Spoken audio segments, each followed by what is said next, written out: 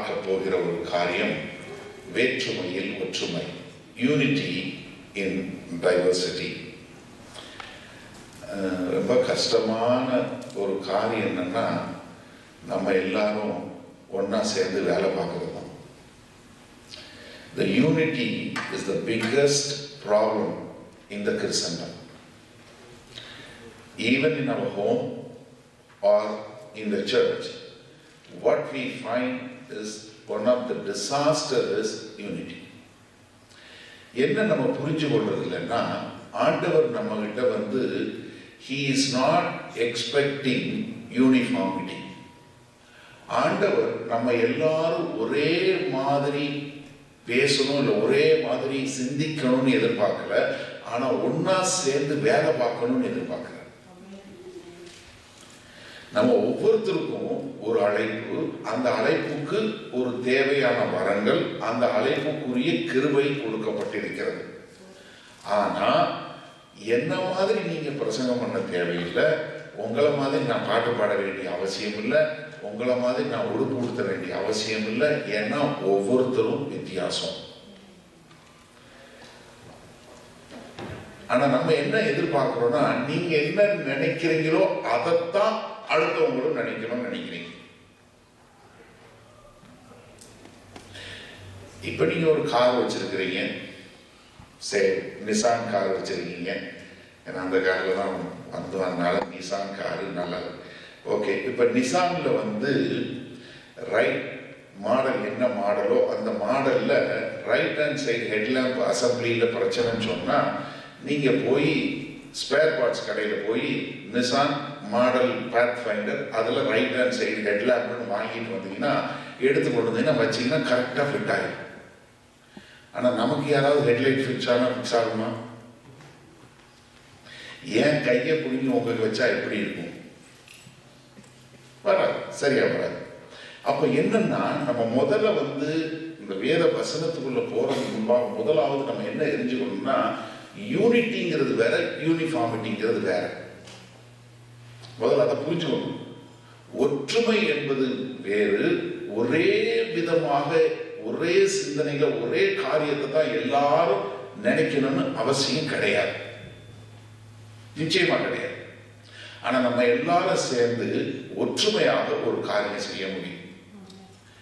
இதுக்கு கொடுக்கப்பட்ட வசனம் 1 கொரிந்தியர் 12வது அதிகாரத்திலிருந்து நீங்க பார்த்தீங்கன்னா, அதுல நிறைய காரியங்கள் சொல்லப்படுகிறது. கண்ணுக்கு ஒரு பொறுப்பு இருக்கு, காதுக்கு ஒரு பொறுப்பு இருக்கு, வாய்க்கு ஒரு பொறுப்பு இருக்கு, கைக்கு ஒரு பொறுப்பு இருக்கு, காலுக்கு ஒரு பொறுப்பு இருக்கு.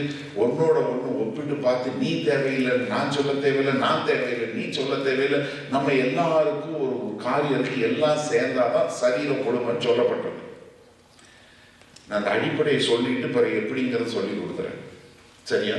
அப்ப நம்ம எல்லாருமே என்னன்னா வெறும் வித்தியாசமானவங்க. இப்ப பக்கத்துல இருக்கவங்களை பாருங்களேன், கொஞ்சம் வித்தியாசமா தான் இருப்பாங்க. நான் மத்தியானம் ஜெயின் வீட்டில் சாப்பிட்டேன். அங்க பார்த்தீங்கன்னா ஒரு புள்ள சாப்பிட மாட்டேங்குது, ஒரு புள்ள சாப்பிட்டுட்டே இருக்கு. 2 பேரும் ஒரே வீட்டில் வளர்ற பிள்ளைங்க தான். நம்மள ஒரு சிலர் அப்படித்தான், ஒரு சிலர் பேசிக்கிட்டே இருப்பாங்க, ஒரு சிலர் என்னதான் சொல்லுங்க அப்படிதான் இருப்பாங்க. 2 பேரும் வேணும். எப்படி? 2 பேரும் வேணும். அப்ப நம்ம என்ன நினைச்சிடக்கூடாது, இவங்க என்னைய மாதிரி பாட மாட்டேங்கிறாங்க, என்னைய மாதிரி செய்ய மாட்டேங்கிறாங்க அப்படின்னு நினைக்க வேண்டிய அவசியம் இல்லை. அப்ப என்னன்னா, முதலாவது நம்ம எதை பார்க்க போறோம்னா, வேற்றுமை நமக்குள்ள இருக்கு, ஆனா எதிர்பார்க்கிறது ஒற்றுமையை எதிர்பார்க்கிறார் அப்படிங்கிறத பார்க்க போறோம்.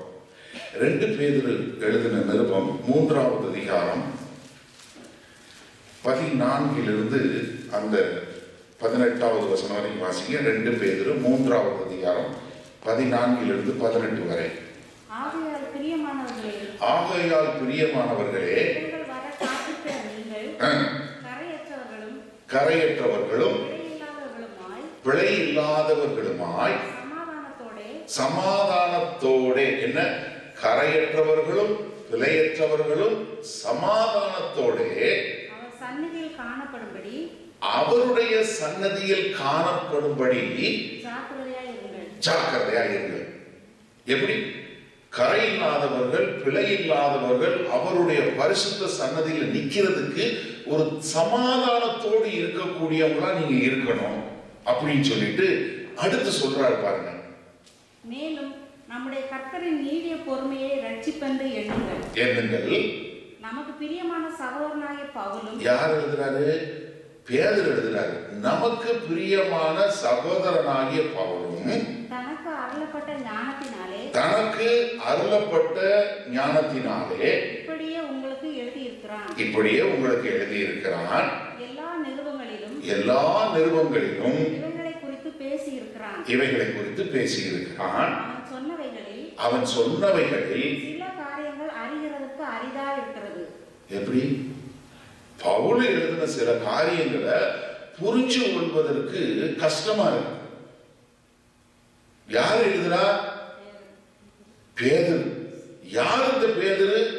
உன் கைகளில் சபையினுடைய திறவுகோலை கொடுக்கிறேன், நீதான் சபையை கட்ட போற, நீதான் பிரதான மேய்ப்பன் என்று சொல்லக்கூடிய, ஆண்டவருக்கு அடுத்து ஒரு மேய்ப்பன் என்று சொல்லக்கூடிய, இன்றைக்கும் கத்தோலிக்க சபைகள் பேதுரு தான் அவர்களுடைய மேய்ப்பன் என்று சொல்லக்கூடிய, அவர்தான் ஃபவுண்டேஷன் என்று சொல்லக்கூடிய அந்த பேதுரு எழுதுறாரு. பவுலடிகளார் அவரும் எழுதியிருக்கிறாரு, நிறைய நிறுவனங்கள் எழுதியிருக்கிறாரு. அதுல சில காரியம் புரிஞ்சுக்கிட முடியல. யாருக்கு? பேதுரு. ஹலோ, நம்ம என்ன ஆயிரம்னா எல்லாம் தெரிஞ்ச ஏகாம்பரம் ஆயிரும். அது தெரியுமே நிறைய விஷயம் தெரியாது. என்கிட்ட நிறைய பேர் நிறைய கேள்வி கேட்கிறாங்க. தெரிஞ்ச கேள்விக்கு பதில் சொல்ல, தெரியாத கேள்விக்கு நான் தெரியாதுன்னு சொன்னா அவங்க என்ன உங்களுக்கு தெரியாது, இது என்னப்பா ரொம்ப எனக்கு எல்லாமே தெரியும், தெரியாதுன்னு சொல்லுவேன். தெரிஞ்சது தானே தெரிஞ்சுன்னு சொல்ல முடியும். எனக்கு எல்லாம் தெரிஞ்சிருக்கணும்னு அவசியம் இல்லை. உங்களுக்கு எல்லாம் தெரியும் நினைச்சீங்கன்னா முதல்ல நீங்க இப்ப ஜெபம் பண்ணணும், ஆண்டவரே என்னை காப்பாத்துக்கணும். ஏன்னா இப்ப நிறைய பேருக்கு என்ன பிரச்சனை எனக்கு தெரியும். பேதுரு சொல்றாரு, சபைகளை குறித்து, சபைகளுக்கு நிருபம் எழுதிய பவுலை குறித்து சொல்லும் போது பவுல் எழுதின சில காரியங்கள் நம்முடைய அறிவிற்கு எட்டாவதாக இருக்கிறது. எனக்கே புரியல. அது மாத்திரம் இல்ல, அதனால என்ன பண்றாங்க, சிலர் அதை எடுத்து திரித்து விடுகிறார்கள். வாசிக்க தொடர்ந்து. கல்லாதவர்களும் யாரு? உறுதி இல்லாதவர்கள் என்ன பண்றாங்க? மற்ற வேத வாக்கியங்களை புரட்டுவது போல, மீதி வேத வாக்கியங்களை புரட்டுறது போல தங்களுக்கு கேடு வரத்தக்கதாக இவைகளையும் புரட்டுகிறார்கள். ஆதலால் பிரியமானவர்களே, இவைகளை எல்லாம் நீங்க முன்னமே அறிஞ்சிருக்கிறபடியால், யாரோட வஞ்சகம்? அக்கிரமக்காரனுடைய வஞ்சகம், சாத்தானுடைய வஞ்சகத்தினால நீங்கள் எழுப்புண்டு வஞ்சகக்காரன் ஏதாவது சொல்லி உங்களை இழுப்பு பண்ணி ஒரு பிரச்சனையில கொண்டு போய் விழுத்து உங்களை நாம பண்ணிவிட்டு போயிருக்கோம். நான் இன்றைக்கு பேதுருவையும் பவுலையும் குறித்து நான் உங்களோடு பேச விரும்புகிறேன். வேற்றுமையில் ஒற்றுமை என்பது எப்படின்னு பார்ப்போம். எப்படி பவுலும் பேதுருவும் என்று பார்த்தோம் என்றால் நம்ம எப்படி வேற்றுமையில ஒற்றுமையா வாழ முடியும் பார்க்க முடியும். நிறைய நேரங்களில் நம்ம என்னன்னா வேத வசனம் வாசிக்கும் போது நம்ம ஆராய்ந்து பார்ப்பதில்லை. இதுல 18வது வசனம் கடைசியா வாசிப்போம், சரியா? மத்தேயு 16வது அதிகாரத்திற்கு திருப்பிக் கொள்ளுங்க. மத்தேயு எழுதின சுவிசேஷம் 16வது அதிகாரம். இந்த பேதுரு யார் என்று பார்ப்போம் என்றால் என்ன சொல்றாரு? ஆண்டவர் கேட்கிறாரு சீஷர்களை நோக்கி, நான் யாருன்னு மீதி பேர் சொல்றாங்க, எல்லாரும் என்னை யாருன்னு சொல்றாங்கன்னு கேட்கிறாரு. 11வது வசனத்துல இருந்து பாத்தீங்கன்னா சிலர் சொல்றாங்க, நீர் எலியா, நீர் யோவான், நீர் பழைய தீர்க்கதரிசி, நீர் மறுபடியும் வந்துட்டீர், அப்படி இப்படின்னு சொல்றாங்கன்னு எல்லாரும் சொல்றாங்க அப்படின்னு சொல்லும் போது சீஷர்களை பார்த்து, நீங்க நான் யாருன்னு நினைக்கிறீங்க அப்படின்னு கேட்கிறார். அப்போ பேதுரு சரியாக சொல்லுகிறார். என்ன சொல்றாரு பாருங்க, 14வது வசனம் வாசிங்க. சீமோன் பேதுரு பிரதியுத்தரமாக, சீமோன் பேதுரு பிரதியுத்தரமாக, நீ ஜீவனுள்ள தேவனுடைய குமாரனாகிய கிறிஸ்து. யாரு? நீதான் ஜீவனுள்ள தேவனுடைய குமாரனாகிய கிறிஸ்துன்னு சொல்லிடுறார். சொன்ன மாத்திரத்துல ஆண்டவர் என்ன சொல்றாரு பாருங்க. இயேசு அவனை நோக்கி, யோனாவின் குமாரனாகிய சீமோனே, நீ பாக்கியவான், அதாவது உன் அறிவும் உன் ஞானமும் உலக பிரகாரமான அறிவும் உனக்கு வெளிப்படுத்தல. நல்லா கவனிங்க. The flesh and blood has not revealed. என்ன உன்னுடைய ஞானத்தினால, இந்த பூமிக்கு ஏற்ற ஞானத்தினால உனக்கு இது வெளிப்படவே இல்லை. இது எங்க இருந்து வரப்பட்டிருக்கு? பரத்திலிருந்து வெளிப்பாடு வந்திருக்கு. முதலாக ஆண்டவராகிய இயேசு கிறிஸ்து ஒருத்தரை பார்த்து சொல்றாரு, இது மனுஷ ஞானத்துல வரல, பரலோகத்திலிருந்து ஸ்ட்ரைட்டா பிதாவாகிய தேவன் கொடுத்தது அப்படின்னு சொல்றாரு. இப்போ உங்களை பார்த்து இயேசு கிறிஸ்து இப்படி சொன்னார்னா நீங்க என்ன செய்வீங்க? உங்க பக்கத்துல நாங்க வர முடியுமா? நீங்க தரையில நடப்பீங்களா?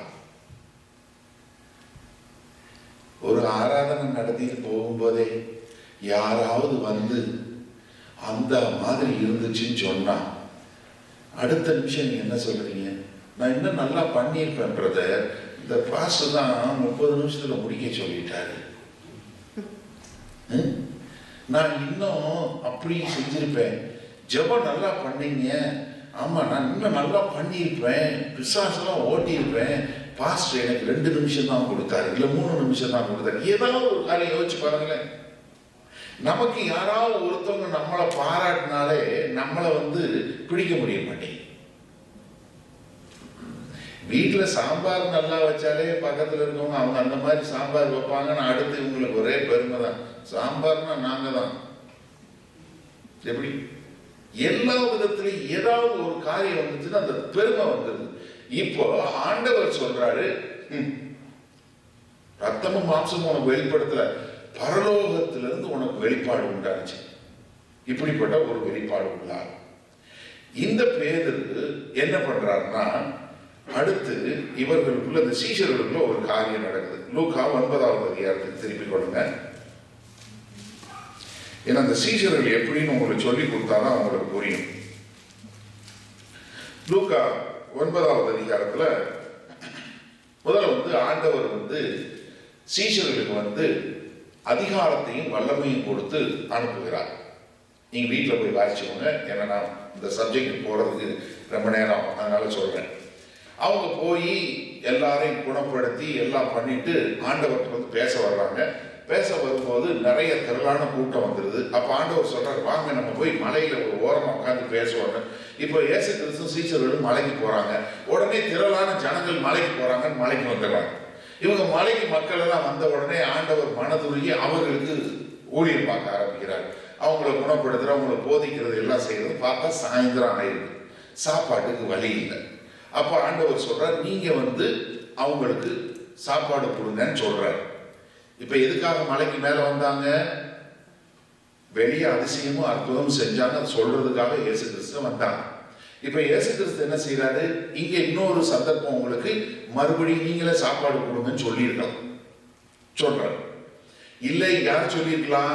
இந்த சீசர்ல என்ன சொல்லிருக்கலாம்? ஆண்டவரே ஒன்றும் கவலைப்படாதீங்க, நீங்க ஆளுக்கு ஒரு கல்லை கையில் எடுக்க சொல்றேன், கல்லுகள் எல்லாம் அப்பமாகட்டும் நான் சொல்லிடுறேன், ஆண்டவரே எல்லாருக்கும் அப்பமா எதுவும் சாப்பிடுவாங்கன்னு யாராவது ஒரு சீசன் சொல்லியிருக்கலாம். சொல்லலை. என்ன பண்ணிட்டாங்க? அடுத்த உடனே மாம்சமா சிந்திக்கிறாங்க. நல்லா கவனிங்க, ஆவிக்குரிய மக்கள் தான் மாம்ச சிந்தையில வந்துடுறாங்க. இத்தனை பேருக்கு சாப்பாடு போடணும்னா நமக்கு அவ்வளவு காசு இல்லைங்க. ஒண்ணு. ரெண்டாவது, பீஸா கட்டு நம்ம டெலிவரி கொடுக்க மாட்டோம். சேகர் பீஸா கடையும் டெலிவரி கொடுக்காது, இங்க இல்லை. ஃபோன் பண்ணி பீஸாவை ஆர்டர் பண்ண முடியாது. அதனால இவங்களை வீட்டுக்கு போக சொல்லியிருக்கு. அப்ப ஆண்டவர் என்ன சொல்றாரு? பரவாயில்ல, உங்ககிட்ட என்ன இருக்கு? அப்போ ஒரு பையனோட டிஃபன் பாக்ஸ் இருக்கு, அதுல 5 அப்போ 2 மீன் இருக்கு, சரி கொண்டு வாங்கன்னு பெருக்கி கொடுக்குறாரு. சீசர்கள் கையில கொடுக்குறாரு. சீசர்கள் பிரிச்சு கொடுக்கும் போதுதான் அப்பம் பெருசது. நல்லா புரிஞ்சு கொடுங்க. சீசர்கள் கையில கொடுக்குறாரு, சீசர்கள் எடுத்து அதை பிச்சு கொடுக்கதான் வளருது. நீங்க நல்லா பாத்தீங்கன்னா இந்த மத்தேயு, மார்க்கு, லூக்கா, யோவான் 4 சுவிசேஷ நூல்ல இந்த சம்பவம் இருக்கு. நீங்க பாத்தீங்கன்னா ஒவ்வொருத்தரும் ஒவ்வொரு பாயிண்ட் எழுதியிருப்பாங்க. 50 பேரா உட்கார வச்சிருந்தாங்க. அதனாலதான் அவங்களால 5000 புருஷர்கள் கனெக்ட் பண்ண முடிச்சது. 50 பேரா உட்காந்து. பழைய காலத்துல எல்லாம் வந்து இப்ப மாதிரி மைக் எல்லாம் கிடையாது. ஏத்தம் பாடுறதுன்னு சொல்லுவாங்க. கிராமத்துல கவனிச்சிருக்கீங்களா? தெரியாதா? ஏன்னா இப்ப வயல்ல இருக்கிறீங்க, அந்த வயல்ல 10 ஏக்கருக்கு அப்புறம் அந்த பக்கம் உள்ளவங்களுக்கு எப்படி ஒரு தகவல் சொல்ல முடியும்? இங்க இருக்கவங்க அங்க சொல்லுவாங்க, அவங்க திரும்பி அவங்களுக்கு கத்தப்படுவாங்க, அவங்க அவங்களுக்கு சத்தப்படுவாங்க. இதுதான் ஏத்தம் பாடுறதுங்கிறது. முதல்ல அந்த காலத்துல அப்படிதான் ஆண்டவர் பிரசங்கம் பண்ணும்போது அப்படிதான் பிரசங்கம் பண்ணாங்க. இப்ப அப்பம் கொடுத்த உடனே சீசர்கள் எடுத்து கொண்டு போய் பிச்சு கொடுக்குறாங்க. இப்ப நீங்க யோசிங்களேன், உங்க கையில அப்பத்தை கொடுக்குறாரு, நீங்க பிச்சு கொடுக்குறீங்க. முதல்ல எவ்வளவு பிச்சு கொடுத்துருப்பீங்க? கையில இருக்கிறதே இவ்வளவுதான். இதை பிச்சு கொடுத்தா ஒண்ணுங்களாம் போயிடுச்சுன்னா கொஞ்சம் பிச்சிருப்பீங்க. பிச்சா வளருது. அப்போ உங்களுக்கு ஒரு 50 பேருக்கு கொடுத்தது வளர, உங்க கையில இருக்க அப்பம் குறையவே இல்லைன்னு அதுக்கப்புறம் எத்தனை எப்படி பிச்சிருப்பீங்க? இந்தா எவ்வளவு வேணும், உனக்கு எவ்வளவு மீன் வேணும், இந்தா சாப்பிடு. ஏன்னா இவங்க எக்கச்சக்கமா கொடுத்ததுனால கடைசியில் 12 கூட கலெக்ட் பண்ண வேண்டியிருச்சு. இந்தா வாங்கிக்கோ, என்ஜாய் பண்ண சாப்பிடு. ஏன்னா யோவான்ல சொல்றாரு, அவர்கள் வேண்டிய மட்டும் சாப்பிட்டார்கள். எப்படி? வேண்டிய மட்டும் சாப்பிட்டு திருப்தி அடைந்தார்கள். யோவான் 6ஆவது அதிகாரத்தில் தெளிவச்சோம். எல்லாம் சாப்பிட்டு முடிச்சாச்சு. சாப்பிட்டு முடிச்சுட்டு கீழே இறங்கும் போது அங்க ஒரு பையனை ஒரு அப்பா கூப்பிட்டு வர்றாரு. அவனுக்கு பிசாசு பிடிச்சிருக்கு. அவனை குணப்படுத்த சொல்லி சொல்றாரு. அவங்க கேட்டு பார்த்தா இவர்களால குணப்படுத்த முடியல. இப்ப ஆண்டவர் என்ன சொல்றாரு? எவ்வளவு காலம் வரைக்கும் தான் நீங்க விசுவாசம் இல்லாம இருப்பீங்க அப்படின்னு சொல்லி அவங்கள திட்டிட்டு அடுத்து என்ன பண்றாரு? அவங்க 2 பேர் அவங்க எல்லாம் உட்கார்ந்து இருக்கும் போது சீசரர் வந்து இப்ப என்ன உட்கார்ந்து பேசுறாங்க பாருங்க. அதுல 46வது வசனம் வாசிங்க. லூக்கா 9வது அதிகாரம் 46வது வசனம். பின்பு தங்களில் எவன் பெரியவனாய் இருப்பான் என்கிற வாக்கு, பின்பு தங்களில் எவன் பெரியவனாய் இருப்பான் என்று அவர்களுக்குள்ளே வாக்குவாதம் அவர்களுக்குள் உண்டாயிற்று. என்ன உண்டாச்சா? இயேசு கிறிஸ்து இருக்கிறார். அவருக்கு முன்னாடியே சீசர்களுக்குள்ள பிரச்சனை என்ன?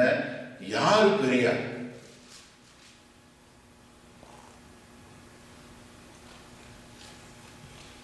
எனக்கு நிறைய நேரங்கள்ல வந்து ஒரு சின்ன பிரச்சனை என்னன்னு கேட்டா, நீங்க எந்த சர்ச்சுக்கு போறீங்க, எந்த சர்ச்சில் ஆராதிக்கிறீங்கன்னா, நான் இந்த பாஸ்டர் சர்ச்சுக்குன்னு சொல்றவங்களை பார்க்கும்போது எனக்கு ரொம்ப வேதனையா இருக்கும். சபை ஆண்டவருக்கு சொந்தம். எந்த ஊழியக்காரனும் உங்களுக்காக சாகல. நான் கிறிஸ்தவன், இந்த சபையில ஆராதிக்கிறேங்கிறது தான் சரியான முறை. தயவு செய்து கற்றுக்கொள்ளுங்க. நான் இந்த பாஸ்டர் சர்ச்சுக்கு போறேன், எந்த பாஸ்டர் சர்ச்சுக்கு போகாதீங்க, ஆண்டவரோட சபைக்கு போங்க. அப்பதான் உங்களுடைய நோக்கம், உங்களுடைய கண் பார்வை எல்லாம் சரியானதா இருக்கும். ஏன்னா நிறைய பேருக்கு என்ன பிரச்சனை? இந்த சர்ச்சுக்கு போறேன், இவர் சர்ச்சுக்கு போறேன், அவரா செத்தாரு. நான் 50 வருஷம் தலையில இருந்தாலும் உங்க தலைவலியும் போக முடியாது, உங்களை ரசிக்கவும் முடியாது. எனக்கு நல்லது, என்னால ஒண்ணுமே செய்ய முடியாது. ஆனா எனக்குள்ள உள்ளவர் எல்லாம் செய்வார். நம்ம இந்த கழுதுறாங்க. நமக்கெல்லாம் ரொம்ப ஆறுதலான வசனம் இந்த வசனம் வந்து, ஆண்டவருக்கு இன்னும் ஒரு கழுது தேவை, அவ்வளவுதான். பழைய ஏற்பாட்டிலேயே கழுதை வச்சு பேச வச்சாரு, இந்த புதிய ஏற்பாட்டிலையும் செய்யறாரு. அவர் மேல இருக்கிற வரைக்கும் தான் கழுதுக்கு மரியாதை. யோசிச்சு பாருங்களேன். ஓசன்னா ஓசன்னான்னு எல்லாம் போடுறாங்க, பவனி வர்றாங்க, எல்லாம் துணியை போடுறாங்க. கழுதை எப்படி போயிருந்தோம்? மரியாதை பாத்தியா எனக்கு, எருசலேமுக்குள்ள எப்படி போறேன்னு. மேல இருக்கிற ஒரு நாள் அவரை இறக்கி விட்டதுக்கு அப்புறம் அந்த கழுதை என்ன வச்சிருப்பான்? பொதிது போயிட்டு. அதனாலதான் இன்னைக்கு நிறைய பேர் வந்து ஆரம்பிக்கும் போது நல்லா ஆரம்பிக்கிறாங்க, அப்புறம் பொதி சுமந்துட்டு இருக்காங்க. நான் யாரையும் சொல்லல, கோச்சிக்காதீங்க. இப்ப என்ன பண்றாங்க? அவர்களுக்குள்ள வாக்குவாதம் உண்டாகுது. எப்படிங்க?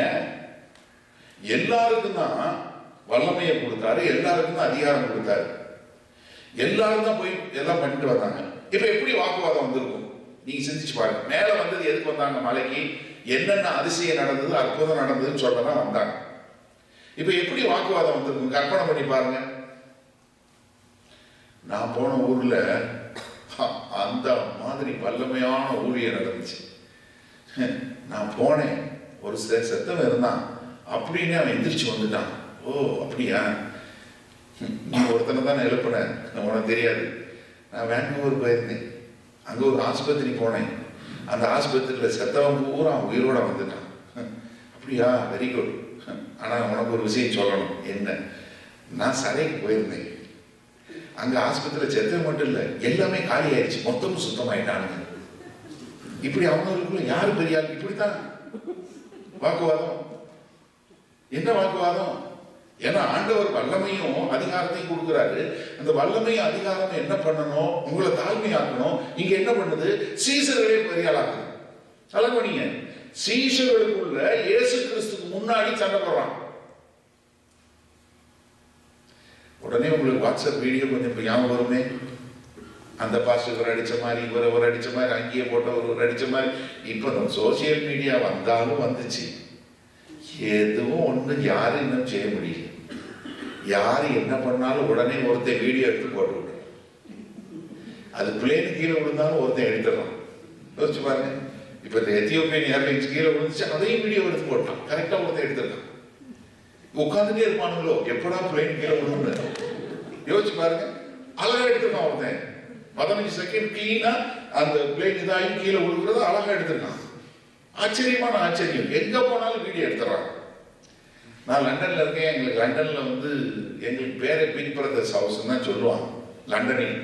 ஏன்னா நீங்க வீட்டில இருந்து கிளம்பி சென்ட்ரல் லண்டன் போயிட்டு வந்தீங்கன்னா மினிமம்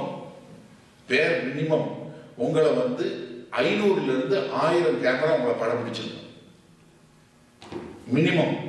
எந்த வீட்டை கடந்து போனீங்கன்னாலும் ஒரு சிசிடிவி கேமரா இருக்கு. ஸ்டேஷனுக்குள்ள போனீங்கன்னா மினிமம் ஒரு 50 கேமரா இருக்கு. ட்ரெயினுக்குள்ள ஏறினீங்கன்னா அதுல ஒரு 20 கேமரா இருக்கு. இறங்குற இடத்துல ஒரு 50 கேமரா இருக்கு. வெளியே வந்தீங்கன்னா ரோட்ல இருக்குது. எந்த ஆபீஸுக்கு போனாலும் மோஸ்ட் வாட்ச் நேஷனுக்கு வந்துட்டோம் நாங்க.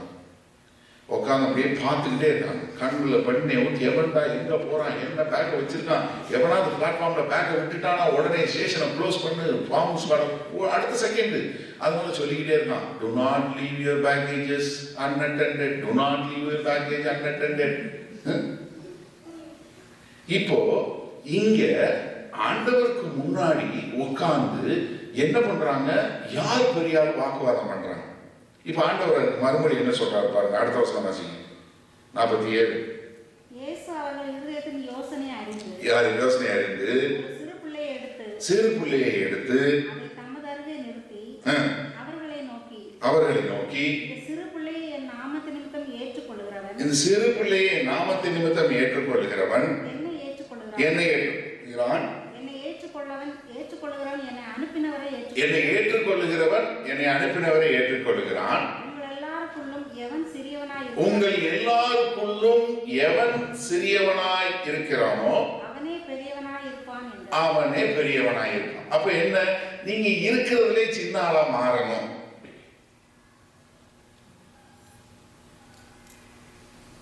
கஷ்டம்.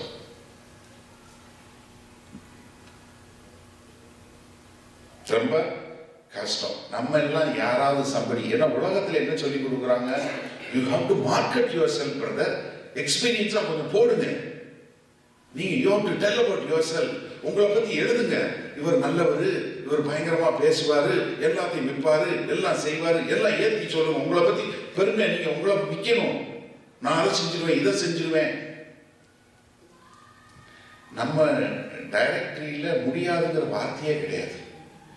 எதை கேளு, ஓகே செஞ்சிடலாம், அதெல்லாம் செஞ்சிடலாம். ஆனால் செய்யும் போது தான் அது கொஞ்சம் கஷ்டம். ஆனால் முதல்ல ஆர்டர் எடுக்கும் போது அதில் பேசும்போது கேளுங்க.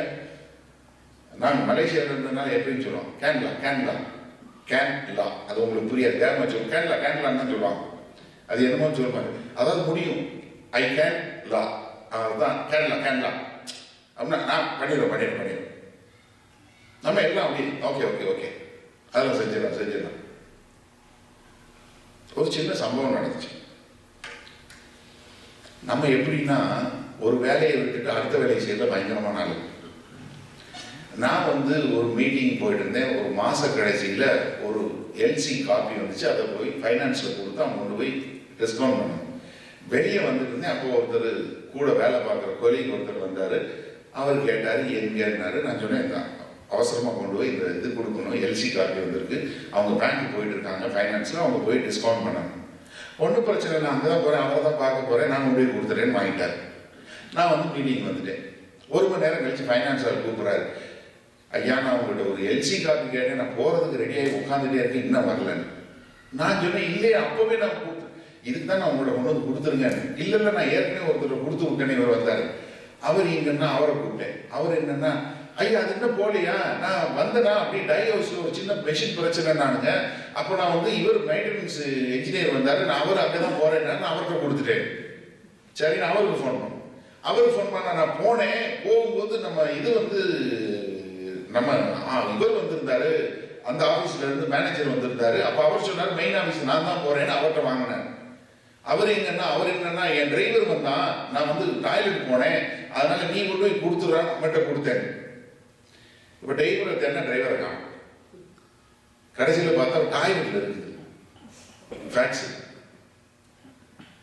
ஏன்னா நம்ம வந்து எப்படின்னா பெரிய ஆளும் நம்மளை காட்டிக்கிறதுல ரொம்ப இது பண்ணுவோம், சின்ன ஆள் நம்ம வேலையை செய்ய மாட்டோம். நிறைய பேர் என்னன்னா ஆண்டவருக்கு ஊழியம் செய்யணும்னு வர்றவங்க ஊழியக்காரர்கள் என்று அழைக்கப்படுகிறவர்கள் அவருக்கு ஊழியம் செய்யறதுக்கு ஆளை எடுக்கிறாங்களே ஒழிய ஆண்டவருக்கு ஊழியம் செய்ய மாட்டேங்கிறாங்க. ஹலோ, ஊழியக்காரருக்கு ஊழியம் செய்யறதுக்கு தான் நீங்க ஆளுங்க கூடிக்கிட்டே போறாங்க. ஆனா அவருக்கு பேர் என்ன? ஊழியக்காரர். யாருக்கு ஊழியம் செய்யறா? இந்த அரசியல்வாதி என்ன செய்வாங்க தெரியுமா? நான் உங்களுக்காக என் உயிரையும் கொடுக்க தயார், மக்கள் சேவையே என் பேரை, என் உயிர் மூச்சே தமிழ் மக்கள் தான் அப்படின்னு டயலாக் விடுவான். ஜெயிச்சு அவன் வந்து அமைச்சர் ஆனதுக்கப்புறம் உங்களால பார்க்க முடியுதா? அது முதலமைச்சர் ஆகிட்டாருன்னா கார் டயரை கூட கும்பிட வேண்டிய நிலைக்கு கொண்டு விட்டுறாங்க.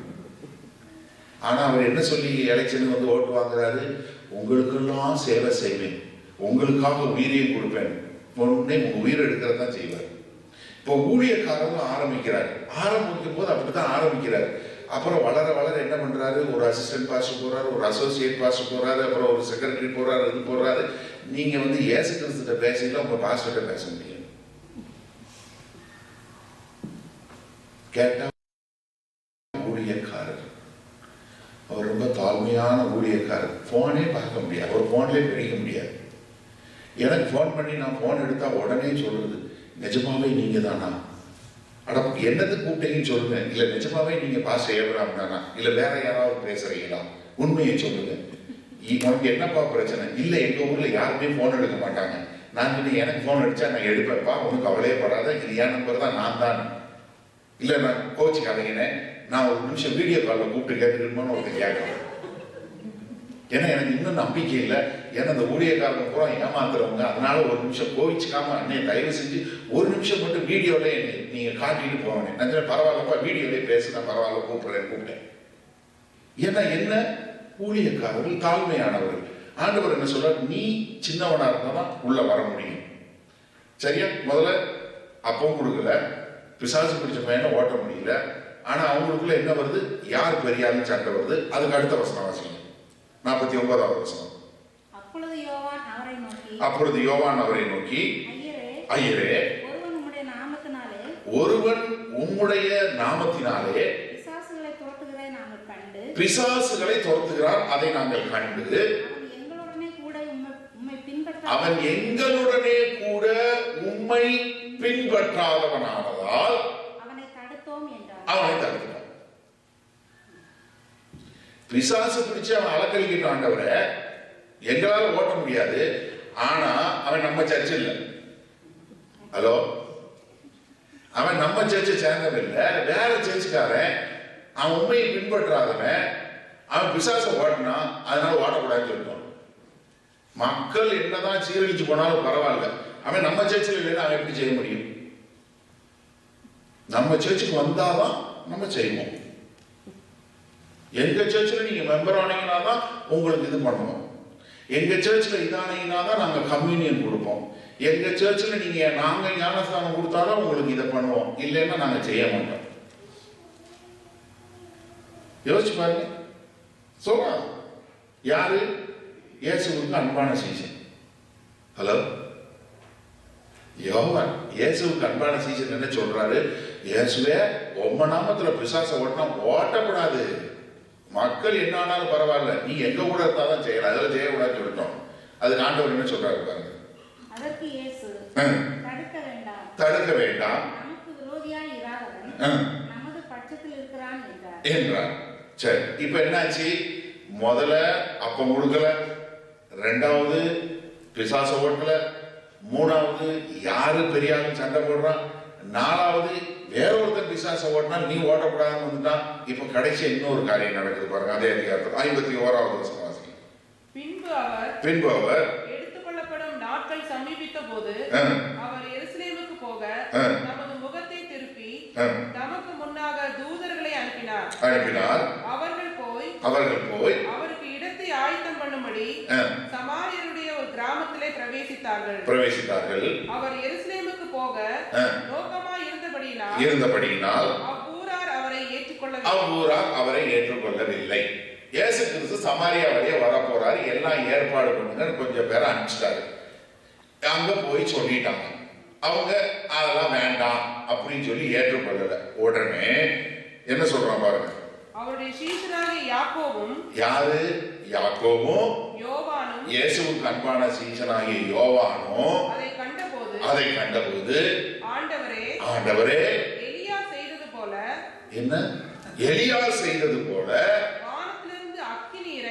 வானத்திலிருந்து அக்கினி இறங்கி இவர்களை அழிக்கும்படி நாங்கள் கட்டளையிட சித்தமா என்று கேட்டார்கள். என்ன கேட்டான்? ஆண்டவரே, நீங்கெல்லாம் உத்தரவு கொடுக்க வேணாம், எங்களுக்கு தெரியும் எங்ககிட்ட அதிகாரம் இருக்குன்னு. அதே எலியா அப்போ கொடுத்தாரு, அந்த இதெல்லாம் மறந்தாச்சு. எலியா சொன்னாரு, விதவையினுடைய அப்பமும் எண்ணெயும் குறையாதுன்னு சொல்லி சொன்னாரு. அது போல இந்த அப்பம் குறையாதுன்னு சொல்லி நாங்க மல்டிப்ளை பண்ண முடியும் ஆண்டவரே சொல்லல. அப்ப அதிகாரம் மறந்து போச்சு. ஒரு பிசாசு பிடிச்ச பிள்ளையை விரட்ட முடியலங்க, அப்ப அதிகாரம் மறந்து போச்சு. யார் பெரியாளுன்னு சொல்லி சொல்லும் போது மனத்தாழ்மை ஞாபகம் இல்ல. இப்ப என்ன ஞாபகம் வருது? இவங்க எங்களை ஏற்றுக்கொள்ளல, இப்ப நாங்க என்ன செய்ய போறோம்? நீர் விடும் ஆண்டவரே, நீர் விடும், நான் அக்கினியை கூப்பிடுறேன், நான் கூப்பிட்டாலும் வரும் அக்கினி. எந்த ஒரு வெளிப்பாடு பாருங்க. எப்படி நான் கூப்பிட்டாலும் அக்கினி வரும், அக்கினியை கூப்பிட்டு ஊற அடிச்சுவோம். பினிஷ்.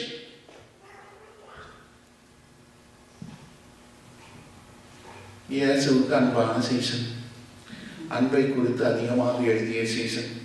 தன் பெயரை குறிப்பிடும் போது இயேசுவின் மார்பில் சாய்ந்திருந்தவர் தன்னை எழுதுகிற சீசன் சொல்றார். நீங்க விட்டு ஆண்டவரே, நான் வர வைக்கிறேன். தாவீதுக்கு கூட இருந்தேன்னு சொன்னான், உன் கைகளில் இன்றைக்கு உன் சத்துருவை தேவன் ஒப்படைத்து விட்டார், நீ விட்டு நான் போட்டு தருகிறேன். அங்கேயும் தாவீது ஒருத்தர் சொல்றான். தாவீது என்ன சொல்றாரு? ஆண்டவர் பார்த்துக்கிறார். இங்க இந்த சீஷனை எப்படிப்பட்ட ஆளுங்க பாருங்க. ஏற்றுக்கொள்ளலைன்னா அக்னியை கூட்டு எரிக்கிறதுக்கு தயாரா இருக்கிறாங்க. உங்க ப்ரொஃபைல் பாருங்க. மார்க்கு 14வது அதிகாரம். ஆண்டவர் கல்வாரி சிலுவைக்கு போறதுக்கு முன்பாக ஒரு காரியம் சொல்றார். மார்க்கு 14வது அதிகாரத்துல 27வது வசனத்திலிருந்து வாசிங்க சிஸ்டர். அப்பொழுது இயேசு அவர்களை நோக்கி மேய்ப்பனை வெட்டுவேன், ஆடுகள் சிதறடிக்கப்படும் என்று எழுதியிருக்கிறபடி இந்த ராத்திரியிலே நீங்கள் எல்லாரும் என் நிமித்தம் இடர் அடைவீர்கள். ஆண்டவர் சொல்றார், தீர்க்க தரிசனமா சொல்லி இருக்குப்பா, அதனால என் நிமித்தம் எல்லாரும் இடர் அடைவீர்கள் என்று சொல்றார். வாசிங்க. ஆகிலும் நான் உயிர்த்தெழுந்த பின்பு உங்களுக்கு முன்னே கலிலேயாவுக்கு போவேன் என்று சொன்னார். அதற்கு யார் சொல்றா? 12 பேரை பார்த்து சொல்றாரு. பதில் சொல்றது யாரு? பேரு. இந்த பேருக்கு எப்படின்னா, யாரு கேள்வி கேட்காதது பதில் சொல்வார். நம்மள மாதிரி நீங்களும் அப்படிதான்.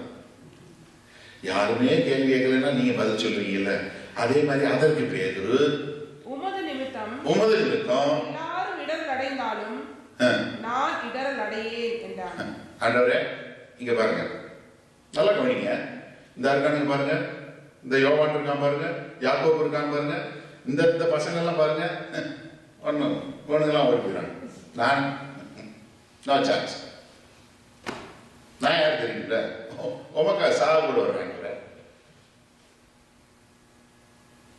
சீசன் பரலோகத்திலிருந்து இது பெற்றவர். இந்த லூக்கா 9வது அதிகாரத்தில் நடந்ததெல்லாம் இருந்த பேரு இப்ப சொல்றாரு. இந்த பாருங்க, இவனுங்க இருக்கான்னு பார்த்தீங்களா, 12 பேர் வச்சுட்டே சொல்றாரு. மீதி 11 பேரை பார்த்து சொல்றாரு. இந்த இவனுங்க யாரு, இவனுங்க எல்லாம் ஒண்ணும் இல்லாத ஒண்ணு, இவனுங்க என்ன வேணா சொல்லுவாங்க, நான் போக மாட்டேன். தெளிவா போட்டுருக்கு பாருங்க. எப்படி இவர்கள் இந்த 11 பேர் எனக்கு தெரியும் ஆண்டவரே, இவெல்லாம் வந்து ஆனா நான் அப்படி உமக்காக சாகவும் தயார். உங்களுக்கு ஒரு விஷயம் தெரியுமா, ஆண்டவர் மரித்த பிறகு மரிக்க போகும்போது பேதுரு 3 முறை மறுதளிக்கிறார். இந்த 3 முறை மறுதளிக்கும் போது கூட யாருமே இல்லை. நல்லா கவனிங்க, கூட யாருமே இல்லை.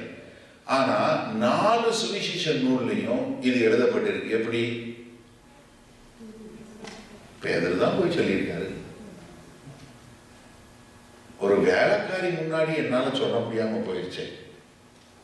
ஒரு வேலைக்காரி வேற யாருமே கிடையாது. அந்த கோட்டையாடுல அவர் மட்டும் இருக்கிறாரு, வேலைக்காரி மட்டும் தான் இருக்கிறார், வேற யாருமே கிடையாது. எப்படி மீதி எல்லாரும் தெரியும்? நம்ம இந்த நாட்கள்ல சாட்சின்னா என்ன சொல்றோம்? கர்த்தருடைய பரிசுத்த நாமத்திற்கு ஸ்தோத்திரம் உண்டாவதாக, அடியேனே மீது சாட்சியாக நிறுத்தினதற்காக நன்றி. நாங்கள் கண்ணீர் விட்டு துக்கப்பட்டு ஜெபித்துக் கொண்டே இருந்தோம். எங்களுக்கு இந்த வாகனம் வேண்டும் என்று இந்த வாகனம் கொடுத்தார், அதற்காக கர்த்தருக்கு நன்றி. அந்த வாகனம் துருப்பிடிச்சு போகுமே, அப்ப எங்க நன்றி போகும்? எதுக்கு நன்றி சொல்றதுன்னு இல்ல.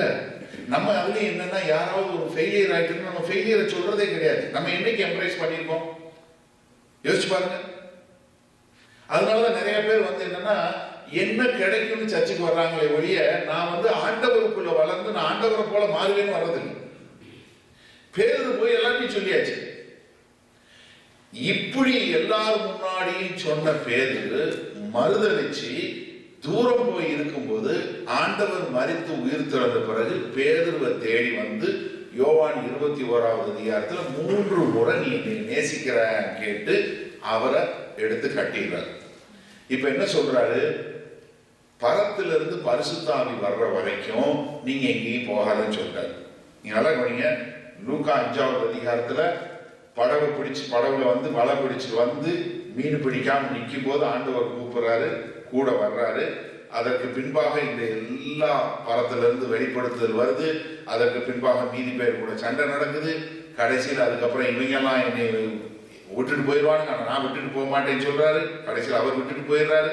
அதற்கு பின்பாக ஆண்டவர் எடுத்து பண்ணிடுறாரு. இப்போ பரிசுத்த ஆவி அருளப்படுகிறது. அப்போஸ்தலர் நடவடிக்கை 2வது அதிகாரத்துல. அப்போஸ்தலர் நடவடிக்கை 2வது அதிகாரம். இங்க சபை பிறந்த நாள் வருகிறது. பரிசுத்த ஆவி பரத்திலிருந்து கொடுக்கப்படுகிறது. இப்ப அப்போஸ்தலர் பேதுரு எழுப்பி முதலாக ஒரு பிரசங்கம் பண்ண போறார். சரியா? முதலா இப்பதான் பிரசங்கம் பண்ண போறாரு. இந்த பிரசங்கத்துலதான் 3000 பேர் ரட்சிக்கப்பட்டாங்க. அப்போஸ்தலர் நடவடிக்கை 2வது அதிகாரம் 14வது வசனம் வாசிங்க. அப்பொழுது பேதுரு 11 கூட நின்று அவர்களை நோக்கி. இப்ப கூட எத்தனை பேர் நிக்கிறாங்க? மீதி 11 பேரை கூட சேர்த்து வச்சு நின்றுதான் பேசுறாரு. அங்க தனியா பேசினாரு. இவனுங்கெல்லாம் எப்படின்னு சொன்ன ஆளு இப்ப அவங்கள கூட கூப்பிட்டு வச்சு நிறுத்தி வச்சு பேசுறாரு. என்ன நடந்துச்சு? இந்த பேதருக்கு என்ன நடந்துச்சு? பரிசுத்த ஆவியை பெற்றார். உங்களுக்கு நீங்க பரிசுத்த ஆவியை பெறும்போது, நீங்க தேவ அன்பு உங்க இருதயத்துல ஊற்றப்படும் போது, நீங்க வேற்றுமையில ஒற்றுமை காண முடியும். அதனாலதான் பேதுரு இங்க வந்து பிரசங்கம் பண்ணும்போது முதல் பிரசங்கத்துல கூட 11 பேரை நிறுத்தி வச்சு நின்று பேசுறாரு. இதுக்கு முன்னாடி தனியா பேசினாரு, இப்ப தனியா பேச மாட்டேங்கிறார். இவங்களை குறிச்சு குற்றம் பேசின பேதுரு இப்ப என்ன பண்றாரு, நீங்க எல்லாம் வேணும், என்ன இப்ப எனக்கு புரிஞ்சிருச்சு, நீங்க எல்லாம் ஒரே சரீரம் அப்படின்னு புரிஞ்சிருச்சுன்னு சொல்லி அவங்கள கூப்பிட்டு வச்சு நிறுத்துறாரு. சபை ஆரம்பிச்சதுக்கு அப்புறம் பேதுரு பிரசங்கம் பண்றாரு. அப்போஸ்தலர் நடவடிக்கை 3வது அதிகாரத்தில் நம்ம பார்க்கிறோம், அங்கு ஒரு முடவனை குணமாக்கிறார். அலங்கார வாசல்ல ஒரு முடவனை 40 வருஷமா நடக்காதவனை குணமாக்கிறார். ஒரு பெரிய பர்சிக்யூஷன் வருது, பெரிய எழுப்புதல் உண்டாகுது. முதல் பிரசங்கத்துல 3000 பேர் ரட்சிக்கப்படுறாங்க, அடுத்து மறுபடியும் 4000 பேர் ரட்சிக்கப்படுறாங்க. பெரிய வல்லமையா நடக்குது. அப்போஸ்தலர் நடவடிக்கை 5வது அதிகாரத்துல காணிக்க கொடுக்க ஒரு கணவன் மனைவி வர்றாங்க. முதல்ல கணவன் வர்றாரு, வீட்டை விட்டு காசை கொண்டு வர்றாரு, ஒண்ணும் இல்லைங்க ஒரு பொய் சொல்றாரு. என்ன ஆண்டவர் ஒரு முறை தான் அதை பண்ணாரு, இன்னைக்கு அப்படி பண்ணாருன்னா நீ கிறிஸ்தவம் நல்லா வளர்ந்துருக்கும். யோசிச்சு பாருங்களேன், பொய் சொன்னா உள்ள வந்தா செத்து போயிடுவேன், அப்ப எப்படிப்பட்ட மக்கள் உள்ளுக்குள்ள இருந்திருப்பாங்க. ஆதி திருச்சபையில சபைக்கு வர்றதுக்கு எல்லாரும் பயந்தாங்க. பிரதான ஆசாரியர் பழைய ஏற்பாட்டுல உள்ள போகும்போதே காலில் மணி கட்டி விட்டு கயிறை கட்டிட்டு தான் போனாங்க. இப்பவும் அதே மாதிரி கயிறு கட்டி விட்டா எத்தனை பேர் பாஸ்டா வருவாங்கன்னு எனக்கு தெரியும். வேற பாஸ்டர் மூஞ்சி உங்களுக்கு ஞாபகம் வந்தா அதுக்கு நான் பொறுப்பு இல்லை. இறந்து போறாங்க. அந்த அளவுக்கு ஒரு பெரிய வல்லமை வாய்ந்த பேதுரு. நல்லா கவனிங்க, அதாவது அவரோட ப்ராக்ரஷன் பாருங்க, அவரோட பேதுருவோட வாழ்க்கையை பாருங்க. ஏன்னா பவுலை குறிச்சு நான் நிறைய பிரசங்கம் பண்ணியிருக்கேன், பேதுருவை குறிச்சு பாருங்க.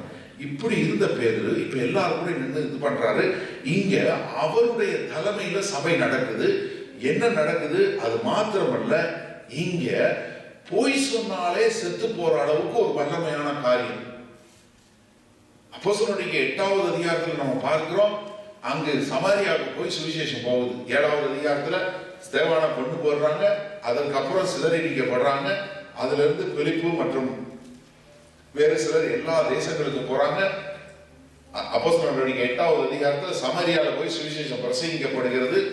இப்ப அவங்க எல்லாம் ஆண்டவரை ஏற்றுக்கொள்கிறார்கள். அங்க பெரிய சந்தோஷம், சமாதானம் வருது. அங்க யார் அனுப்புறாங்க? பேதுரு அனுப்புறாங்க.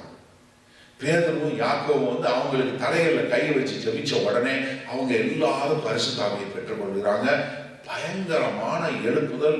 பேதுரு தான் சபையின் தலைவராக இருந்து வழி நடத்துகிறார். எருசலேமின் சபையை ஆண்டவருடைய ஒன்று விட்ட சகோதரனாகி யாக்கோவு பார்த்துக்கிறாரு. Father figure. அது மாத்திரமல்ல, எல்லா சபைக்கு ஒரு அதிகாரமும் ஒரு ஆளுமையும் உடையவராய் பேதுரு இருக்கிறார். இந்த பேதுரு இப்படி இருக்கிற சமயத்துல அப்போஸ்தலனாகிய பவுல சவுலாய் இருக்கும்போது ஆண்டவர் தெரிந்து கொள்கிறார். அப்போஸ்தலர் நடவடிக்கை 9வது அதிகாரம். இவர் ஆண்டவரை தெரிஞ்சு கொள்ளும் போது அங்கு நடக்கக்கூடிய ஒரு காரியம், சவுல் வந்து பவுலா மாறின உடனே அங்கு உள்ள சபைகள்ல பிரசங்கம் பண்ண ஆரம்பிக்கிறார். அவர் எருசலேமுக்கு வருகிறார். 26வது வசனம். அப்போஸ்தலர் நடவடிக்கை 9வது அதிகாரம் 26வது வசனம் வாசிங்க. சவுல் எருசலேமுக்கு வந்து சீஷருடனே சேர்த்து கொள்ள பார்த்தான். அவர்கள் அவனை சீஷன் என்று நம்பாமல் எல்லாரும் அவனுக்கு பயந்திருந்தார்கள். ஏங்க, ஒருத்தன் காணிக்கையில போய் சொன்னா வெளிப்பாடு இருக்கு, ஒருத்தன் ஆண்டவரை சந்திச்சு சீசனானா வெளிப்பாடு வர மாட்டேங்குது. இன்னைக்கு அப்படித்தான் இருக்கு. காணிக்கைக்கு வெளிப்பாடு வருது, சீசனை குறிச்ச வெளிப்பாடு வர மாட்டேங்குது, கீழே இருக்கவங்களை குறிச்ச வெளிப்பாடு வர மாட்டேங்குது. எப்படி? பவுல் மாறிட்டாரு, ஆனா என்ன, யாரும் சேர்த்துக்க மாட்டேங்கிறாங்க. வாசிங்க, தொடர்ந்து வாசிங்க. அப்பொழுது பர்னபா என்பவன் அவனை சேர்த்துக் கொண்டு அப்போஸ்தலரிடத்தில் அழைத்துக் கொண்டு போய் வழியிலே அவன் கர்த்தரை கண்ட விதத்தையும் அவர் அவனுடனே பேசினதையும் தமஸ்குவில் அவன் இயேசுவின் நாமத்தினாலே தைரியமாய் பிரசங்கித்ததையும் அவர்களுக்கு விவரித்து சொன்னான். அவன் முதல்ல வெளிப்பாடு இல்ல. ரெண்டாவது, பர்னபா வந்து அவங்களுக்கு எடுத்து சொல்றாரு, ஐயா, தமஸ்கு ரோட்ல இயேசு கிறிஸ்து சந்திச்சாரு, இதுதான் நடந்தது. அனனியா வந்தாரு, ஜெபம் பண்ணாரு, அப்பதான் அவருக்கு பார்வை வந்தது. இவர் ஆண்டவர் அழைச்சிருக்கிறாரு, இவர் ஆண்டவரால் அபிஷேகம் பண்ணப்பட்டவர் என்று சொல்லி அவர் எல்லாம் சொன்னா அப்பவும் ஏற்றுக்கொள்ளல. அதுல 30வது வசனம் வாசிங்க. சகோதரர் அதை அறிந்து அவனை செசரியாவுக்கு அழைத்து கொண்டு போய் தர்சுவுக்கு அனுப்பிவிட்டார்கள். நீ எங்க இருக்கிறா வந்த? தர்சு பட்டணத்துல இருந்து வந்த, அங்கேயே திரும்ப போயிரு. ஹலோ, ஆண்டவரால் அழைக்கப்பட்டு, ஆண்டவரால் காட்சியளிக்கப்பட்டு, ஆண்டவரால் சொல்லப்பட்ட அந்த ஆளை நீ எங்க இருந்து வந்தன்னு சொல்லி கண்டுபிடிச்சு அங்கேயே திரும்பி அனுப்பிச்சாங்க. நீ போயிருப்பா, நீ தர்சுல வந்த தர்சுக்கே போயிரு. தரிசுங்கிறது நமக்கு தரிசனம் நடக்கிறது சரியாதான் இருக்கு. என்ன, நீ அங்கேயே போயிரு, இங்க வராத. நல்ல தயவு செஞ்சு சிந்திச்சு பாருங்க. பேதுரு இப்படி ஒரு பிரதானமான நிலைமையில இருக்கும்போது ஆண்டவர் பவுலை தெரிஞ்சு கொள்கிறாரு. ஆனா பவுல் வந்தா இவங்க சேர்க்க மாட்டேங்கிறான்.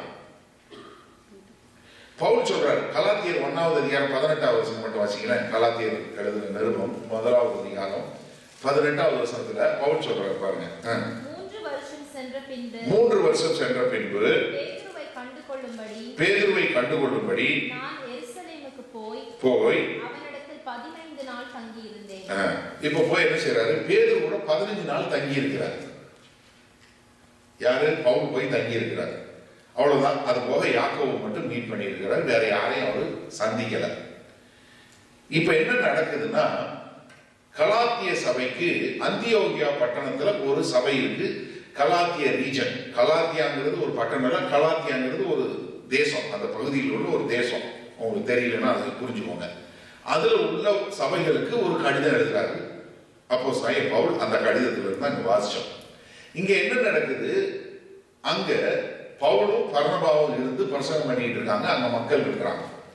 இந்த சமயத்துல அங்க பேதுருவும் வர்றாரு. யாரு? பேதுரு சபையினுடைய மூத்த அப்போஸ்தலர், எல்லாராலையும் மரியாதைக்குரியவர், மதிப்புக்குரியவர். அவரை பார்த்தாலே பயப்படுகிற ஒரு காலகட்டத்தில் உள்ள பேதுரு இங்க வருகிறார். இங்க வரும்போது அங்க ஒரு சம்பவம் நடக்குது. என்ன செய்யறாங்க? பவுல், பர்னபா, பேதுரு எல்லாரும் உட்கார்ந்து ஒன்னா சாப்பிடுறாங்க, எல்லாரோடையும் சேர்ந்து. ஆனா எருசலேம்ல இருந்து யாக்கோபுட்ட இருந்து கொஞ்சம் யூதர்கள் வர்றாங்க. வந்த உடனே பேதுரு என்ன செய்யறாரு? யூதர்கள் கூட மட்டும்தான் சாப்பிடுறாரு. இது பெரிய தப்பா? பாஸ்டர் அவங்க பிடிச்சவங்க கூட உட்காந்து சாப்பிடுறாரு. சொல்ல போனா, ஆனா பவுல் என்ன பண்றாரு? ரொம்ப கடுமையாக விமர்சிக்கிறார். யார? பேதுருவை. நல்லா யோசிங்க. நீங்க செஞ்சிருப்பீங்களா? ஒரு நிமிஷம் உங்களை அந்த சபையில போட்டு பாருங்களேன். ஒரு சின்ன காரியம் தாங்க, பெரிய காரியமே இல்லை நம்மளை பொறுத்தளவுக்கு. என்ன, அவங்க பிடிச்ச கூட உட்காந்து சாப்பிட்டா, இப்ப வேற கூட உட்காந்து சாப்பிட்றா, இதனால என்ன இருக்கு அப்படின்னு நினைக்கக்கூடிய ஒரு வகையான மக்கள் நம்ம. அவர் அங்க போய் சாப்பிட்டதுக்கு பவுல் செய்யக்கூடிய காரியம் பாருங்க. 2வது அதிகாரம், கலாத்தியர் 2வது அதிகாரம் 12வது 13வது வசனம் வாசிங்க. எப்படியெனில் யாக்கோபினிடத்திலிருந்து சிலர் வருகிறதற்கு முன்னே அவன் புறஜாதியாருடனே சாப்பிட்டான். அவர்கள் வந்த போதோ விருத்த சேதனம் உள்ளவர்களுக்கு பயந்து விலகி பிரிந்தான். மற்ற யூதரும் அவனுடனே கூட மாயம் பண்ணினார்கள். நம்ம என்ன நினைக்கிறோம்? என்னமோ பட்டாங்கன்னு நடித்தார்கள். அவ்வளவுதான், வேற ஒண்ணும் இல்லை. மாயம் பண்ணாங்கன்னா என்ன? அவங்களும் சேர்ந்து நடிச்சாங்க. எப்படி? நாங்கெல்லாம் யூதர்கள் கூட தான் சாப்பிடுவோம். இப்ப நம்ம புரிஞ்சுக்கிறதா எப்படி தெரியுமா? நாங்கெல்லாம் இறங்க, நாங்கெல்லாம் இங்கதான் சாப்பிடுவோம், நாங்கெல்லாம் இந்தியர்கள். சரி, அதை விட்டுட்டு இந்தியர்கள்னு எடுத்துட்டோம்னா நாங்கெல்லாம் நாகர்கோவில் விட்டோம், நாங்கெல்லாம் மதுரைக்காரங்க, நாங்கெல்லாம் வெள்ளூர், எங்களுக்கு தான் தெரியும் பிரியாணி எப்படி செய்யறது, எப்படி சாப்பிடுறது. நாங்கெல்லாம் மெட்ராஸ். பிரிவினை பாருங்க உங்களுக்குள்ள. அதுக்கப்புறம் நீங்க எல்லாம் நாகர்கோவில் ஆளுங்களா எல்லாம் ஒன்னா சேர்ந்தீங்கன்னா அடுத்து என்ன? நீ எந்த சர்ச்சு? இந்த சர்ச்சை வச்சு ஜாதி கண்டுபிடிச்சிடலாம். நீ எந்த சிஎஸ்ஐ சர்ச்சுன்னு கண்டு கேட்டாலே அதை வச்சு ஜாதி கண்டுபிடிச்சிடலாம். என்ன கொடுமை! சிந்திச்சு பாருங்க. நம்ம கிறிஸ்தவர்கள் சொல்றோம். நிறைய நேரங்கள்ல நம்ம செய்யறது, நம்ம வேதவசனம் வாசிக்கிறோம், நம்ம வாழ்க்கைக்கு கடைபிடிக்கிறதே கிடையாது, நம்ம அதை சிந்திக்கிறதே கிடையாது. சிந்திச்சு பாருங்க, உங்ககிட்ட என்ன பிரிவினை இருக்கு? பேதுரு, இவ்வளவு பெரிய பேதுரு பண்ணும்போது அவங்க கூட சேர்ந்து, அடுத்த வசனம் என்ன சொல்றது? பர்னபாவும் அவங்க கூட சேர்ந்து மாயம் பண்ணான். பர்னபாவும் அடுத்த வசனம் வாசிக்கல, அதுக்கு பவுல் என்ன செய்யறாரு?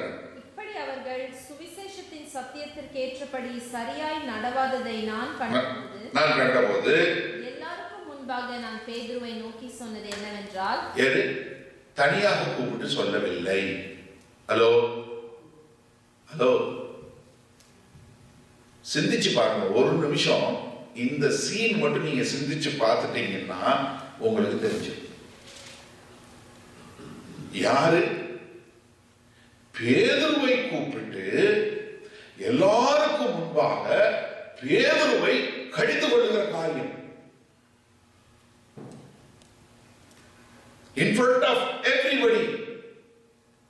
தனியா கூப்பிட்டு பேசல. அண்ணே பேதுரு, அண்ணே வாங்க நம்ம கொஞ்சம் பேசணும், கூப்பிடல. எல்லாருக்கும் முன்பாக பேதுருவை அவன் கடிந்து கொண்டான். சரி, அங்கதான் கடிந்துக்கிட்டீங்க, பரவாயில்ல பவுல், நீங்க அவரை திருத்தன்னு நினைச்சீங்க. ஏன் கடிதம் எழுதி கலாத்தியா சபைக்கு அனுப்பிச்சது மாத்திரமில்ல, இன்னைக்கு 2000 வருஷத்துக்கு அப்புறம் எங்களை படிக்க வைக்கிறீங்க? புரியுதா? புரியுதா உங்களுக்கு? அவர் செஞ்ச காரியம் என்ன புரியுதா?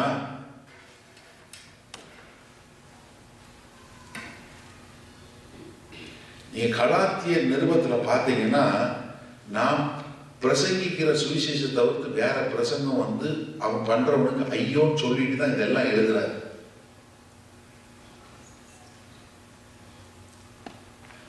அப்படிப்பட்ட பவுல் அவர் இது பண்றாரு. அதுக்கப்புறம் பவுல் தான் பிரதானமா போயிடுறாரு. பேதுரு அவ்வளவு தூரம் இல்லை. பேதுரு அவரோட ஓட்டம் ஓடுறாரு. ஆனா அதுக்கப்புறம் ஆதி திருச்சபையில எல்லா கத்தத்துவங்களும், எல்லா இறையியலும், எல்லா காரியங்களும் யார் மூலமா ஆண்டவர் வெளிப்படுத்துகிறார்? பவுல் மூலமா வெளிப்படுத்துகிறார். அதை பேதுரு ஏற்றுக்கொண்டு தன்னுடைய நிருபத்தில் எழுதும்போது, அவன் எழுதுறது உங்களுக்கு புரியாது, எனக்கும் புரியாது, ஆனா ஆண்டவர் கொடுத்திருக்கிறாருன்னு சொல்றார். பேதுருவால பவுல ஏற்றுக்கொள்ள முடிஞ்சது. நல்ல கவனிங்க, நீங்க பேதுரு நிலைமையில இருந்தீங்கன்னா ஏற்றுக்கொண்டிருப்பீங்களா?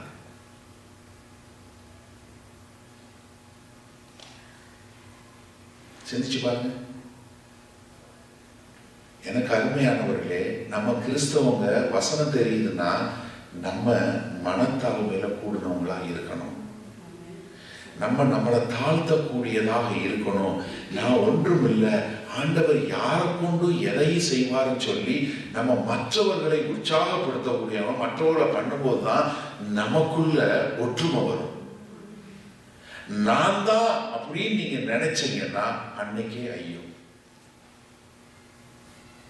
என்ன கொண்டுதான் ஆண்டவர் செய்வார்னா இல்லை.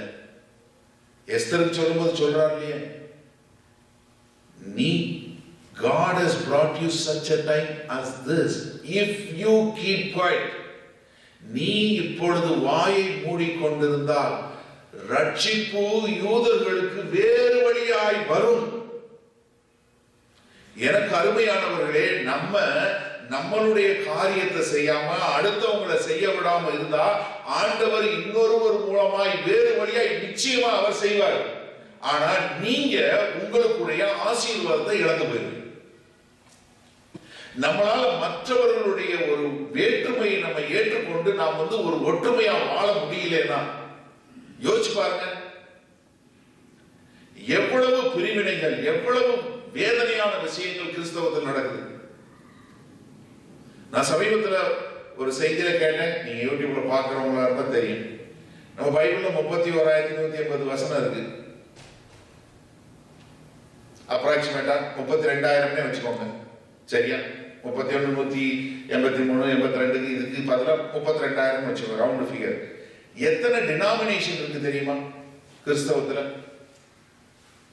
யாரும் சொல்லுங்க பாப்போம். டினாமினேஷன், சபை இல்ல, டினாமினேஷன். ஆங்கிலிக்கன், பாப்டிஸ்ட், மெத்தடிஸ்ட் இப்படி சொல்லக்கூடிய டினாமினேஷன் எவ்வளவு இருக்கு தெரியுமா? மொத்த வசனம் எவ்வளவு இருக்கு? 32,000 வைங்க. எத்தனை டினாமினேஷன் இருக்குன்னு நினைக்கிறீங்க? சும்மா சொல்லுங்க. 3,000. ரொம்ப கம்மி. 10,000. இன்னும் கொஞ்சம் மேல வாங்க. 16. இன்னும் கொஞ்சம் மேல வாங்க. 45,000 டினாமினேஷன் இருக்கு. ஒரு வசனத்துக்கு ஒரு டினாமினேஷன் வச்சாலும் 32,000 தாண்டக்கூடாது.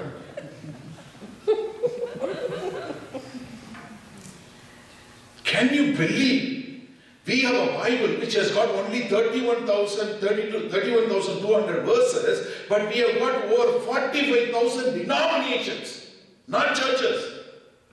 How can this be? எனக்கு அருமையானவர்களை சிந்திச்சு பாருங்க. Just for a moment you think. எவ்வளவு ஒரு வேதனையான விஷயம். இன்றைக்கு ஏன் கிறிஸ்தவம் கிறிஸ்தவமாய் போற்றப்படவில்லை? ஏன் கிறிஸ்தவங்களை மதிக்க முடியல? ஏன் இன்றைக்கு சபைகளுக்குள்ள மக்கள் வராம ஏன் கிறிஸ்தவத்தை போற்ற முடியலன்னா, இது நமக்குள்ள உள்ள வேறுபாடுகளை நாம் ஏற்றுக்கொள்ள முடியாதுதான். நம்மளால எம்ப்ரேஸ் பண்ண முடியல, ஒரு டிஃபரன்ஸ் எம்ப்ரேஸ் பண்ண முடியல. ஏன்னா உங்களுடைய connection with God is not right. நீங்க பரிசுத்த ஆவியை பெறாது. உங்களால அடுத்தவங்களோட ஒர்க் பண்ண முடியலன்னா நீங்க ஆண்டவர்களுடைய சரியான முறையில இணைக்கப்பட்டிருக்கீங்களான்னு பாருங்க. பேதுருவால ஏற்றுக்கொள்ள முடிஞ்சது. தன்னை கண்டித்த பவுலை ஏற்றுக்கொண்டு பவுலை குறித்து பிரதானமாக எழுத முடிந்தது. பவுலும் பேதுருவை குறித்து எழுதுறாரு. அதே கலாத்தியர்ல 2வது அதிகாரத்துல 8வது வசனம் வாசிங்க. விருத்த சேதனம் உள்ளவர்களுக்கு விசேஷத்தை பிரசங்கிக்கும்படி பேதுருவுக்கு கையளிக்கப்பட்டது போல பேதுருவை குறித்து பவுல் எழுதுகிறார். பவுலை குறித்து பேதுரு எழுதுகிறார். என்ன ஒரு எம்ப்ரேசிங் பாருங்க. There are so many differences. அந்த அவங்களுக்குள்ள இருந்த ஒரு வேறுபாட்டை அவர்கள் பகிரங்கமாக பகிர்ந்து கொண்டது மாத்திரமல்ல, இன்றைக்கும் நம்ம வாசிக்க கூடியதாக எழுதி வைத்துட்டு போனாங்க. ஆனாலும் 2 பேரும் ஒருத்தரை விட்டு கொடுக்கல. 2 பேரும் ஒருத்தரை கொடுத்து ஒருத்தர் அதிகமா சொல்றாங்க. நான் சிந்திச்சு பாருங்க. நீங்க பேதுருவா இருந்தா சாக போகும்போது என்ன பேதுரு எழுதுறாரு, நான் இந்த தேகத்தை விட்டு போக போறேன்னு எழுதுறாரு. 2 பேதுருல நான் போகிற காலம் வந்துருச்சுன்னு எழுதுறாரு. நாள் சமயமா இருக்கு. 2வது அதிகாரம் 3வது வசனம் 9வது வசனத்துல அவருடைய சித்தம் எல்லாரும் ரட்சிக்கப்பட வேண்டும் என்று, ஆனா மக்கள்லாம் அழிஞ்சு போயிட்டு இருக்காங்கன்னு சொல்லி எழுதிட்டு கடைசி இன்ஸ்ட்ரக்ஷன் எழுதும்போது என்ன எழுதுறாரு? இதைத்தான் எழுதுறாரு. அப்ப எனக்கு அருமையானவர்களே, நம்ம கிறிஸ்துவின் சரீரம் என்று வரும்போது சரீரத்துல உங்களுடைய அங்கம் என்னன்னா, நீங்க மற்ற அங்கத்தை சார்ந்துதான் இருக்க வேண்டும். என் கை மட்டும் தனியா வேலை பார்க்க முடியாது. இந்த கை சரியா வேலை பார்க்கலன்னா இந்த கை என்ன சரியான முறையில தலையாகி கிறிஸ்து கிட்ட இணைக்கப்படல. அவ்வளவுதான் வித்தியாசம். நான் சரியா கிறிஸ்துவோட இணைக்கப்பட்டிருந்தேன்னா நான் சரியான முறையில காரியம் செய்வேன்.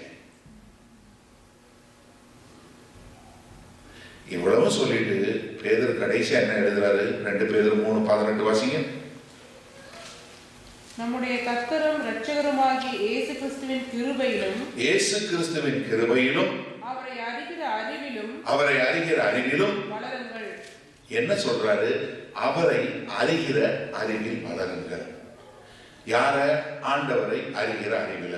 பிலிப்பியர் 2வது அதிகாரம் 3வது 4வது வசனம்.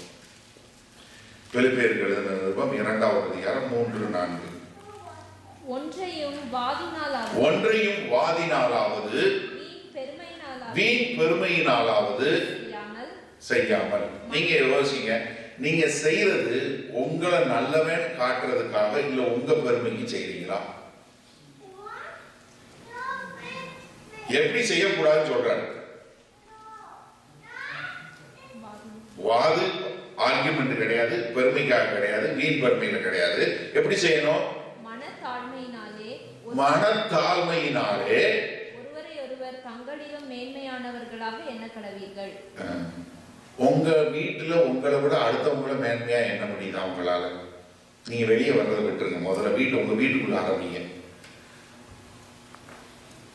உங்களை காட்டிலும் உங்க புருஷன் மேன்மையானவர் என்றீங்களா? இல்ல கணவன்மார் தன் மனைவியை என்னை காட்டிலும் என் மனைவி மேன்மையானவர் என்றீங்களா? அவளுக்கு ஒண்ணும் தெரியாது பாஸ்டர், நீங்க மைண்ட் வாய்ஸ் கேட்குது பலமா. பிள்ளைங்க, அந்த பிள்ளைகளுக்கு ஒண்ணுமே தெரியாது. பிள்ளை என்ன சொல்லுது? எங்க அப்பா அம்மாவுக்கு ஒண்ணுமே தெரியாது.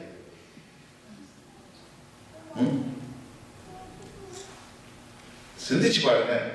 ஒருவரை ஒருவர் தங்களை காட்டிலும் மேன்மையுள்ளவர்களாய் எண்ண கடவீர்கள். அடுத்து வாசிங்க. அவனவன் தனக்கானவைகளை அல்ல, பிறருக்கானவைகளையும் நோக்குவானாக. நீங்க யாருக்கு உதவி பண்ணணும்? மற்றவங்களுக்கான காரியங்களை குறித்து நீங்க பார்க்கணும். அப்பதான் நீங்க வர முடியும். எப்ப ஒற்றுமை வரும்னா மனத்தாழ்மை வந்தாதான் ஒற்றுமை வரும். Unity comes through humility. நம்ம ஒவ்வொருத்தருக்குள்ள வேறுபாடை நம்ம ஏற்றுக்கொண்டு ஒற்றுமையாக வாழ வேண்டும் என்றால் முதலாவது நமக்கு தேவை மனத்தாழ்மை. நீங்க பிலிப்பியர் 2வது அதிகாரம் வீட்டுல போய் எடுத்து வாசிச்சு பாருங்க. 5வது வசனத்துல இருந்து 10வது வசனம் வரைக்கும் இயேசு கிறிஸ்துவை குறித்து சொல்லுகிறது. அவர் எப்படி மனத்தாழ்மையா இருந்தாரு, அவர் எப்படி தான் துன்பப்படுத்தும் போது மரண பரியந்தம், சிலுவையின் மரண பரியந்தம் கீழ்ப்படிதலாக இருந்து அவர் தன்னை தானே தாழ்த்தி ஒரு குற்றவாளியை காட்டிலும் மோசமான கொடூரமான மரணம் அடைந்தார் என்று சொல்லக்கூடிய ஒரு காரியத்தை சொல்லி, அதை போல கிறிஸ்துவில் உள்ள சிந்தையே உங்களிலும் இருக்க கடவுதுன்னு சொல்லி கொடுக்கிறார். அப்ப என்னன்னா, நான் எப்படி என்னை காட்டிலும் மற்றவர்களை மேன்மையா நினைத்து நான் கிறிஸ்துவை போல வாழ வேண்டும், வேத வசனத்தின் அடிப்படையில வாழ வேண்டும். எனக்கானவைகள் அல்ல, மற்றவர்களுக்கானவைகளை நான் சொல்லிக் கொடுக்க உங்களுக்காக நீங்க ஜெபம் பண்ண தேவையில்லை. உடனே எல்லாரும் பயமாயி போச்சு. ஐயோ, அப்ப எனக்கான ஜெபம் பண்ண கூடாதா? ஐயோ போச்சுடா, இவர் எனக்கு சொல்லி கொடுத்துட்டாரு. நல்லா போய் பைபிள் வாசிங்க. தயவு செஞ்சு, நான் சொன்னது தப்புன்னா தயவு செஞ்சு நீங்க பைபிள் வாசிச்சு பாருங்க.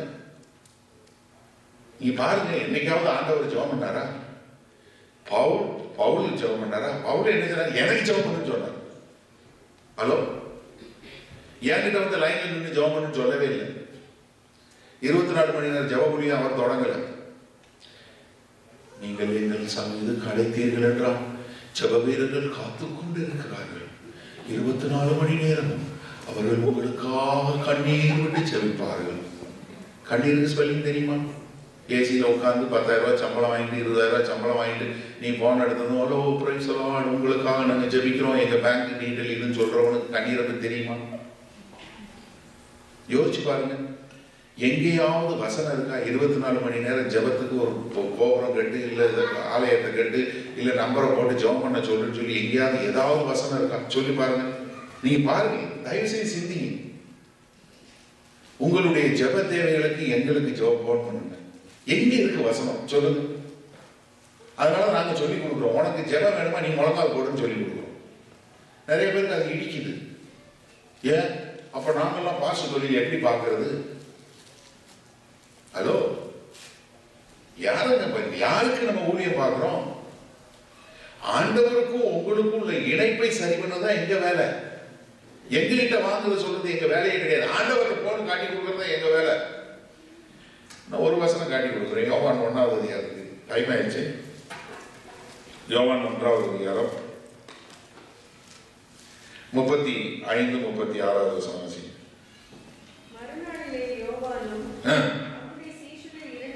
அவருடைய சீஷர்கள் 2 பேரும் நிற்கும்போது இயேசு நடந்து போகிறதை அவன் கண்டு, இதோ ஜீவ ஆட்டுக்குட்டி என்று சொன்னான்.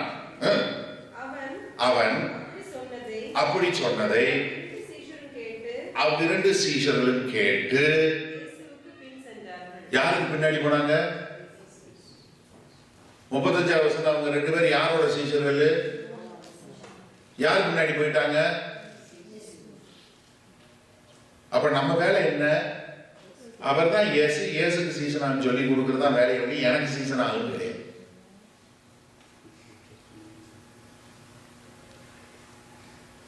நிறைய பேருக்கு அடுத்தவங்களை உற்சாகப்படுத்துறது பயம்.